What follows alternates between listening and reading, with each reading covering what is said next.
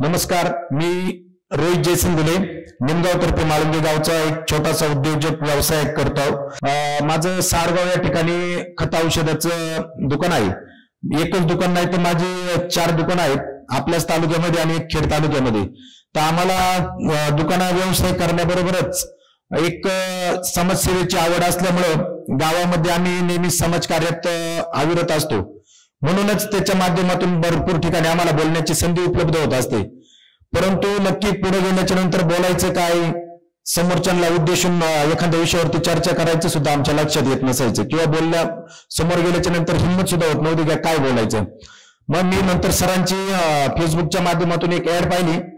त्या ऍड मधूनच मी सरांना कॉल करून ज्ञानामृत अकॅडमी जुन्नर या ठिकाणी मी प्रशिक्षण घेतलं आणि त्या प्रशिक्षणातूनच ज्ञानामृत हे नाव नुसतं ज्ञानामृत नसून एक ज्ञानाचा भरमसाठ असलेला एक साठा आहे आणि त्याच्या माध्यमातून सरांपासून मला या ठिकाणी बोलण्याची संधी प्राप्त झाली। सरांमुळे मी आज आमच्या विविध कार्यक्रमांमध्ये गावातील बोलायला लागलो।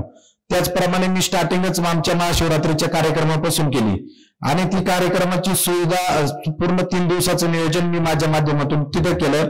त्याच्यानंतर दसकिरेमधून सूत्रसंचालनाची 2-3 वेळा संधी आली, काही ठिकाणी भाषणांच्या पण संधी आल्या। त्याच्यानंतर काही उद्घाटन असतील कार्यक्रम गावातले त्याच्यातही मला सूत्रसंचालनाची संधी आपल्या ज्ञानामृत अकॅडमीच्या माध्यमातून प्राप्त झाली। मी तुमच्या सरांचं मनापासून आभार व्यक्त करतो का तुमच्यामुळेच आज या ठिकाणी आम्ही बोलण्याची जी काही हिंमत करतोय ही फक्त सर्वस्वी ज्ञानामृत अकॅडमीलाच जातं। एवढं बोलून मी थांबतो। धन्यवाद।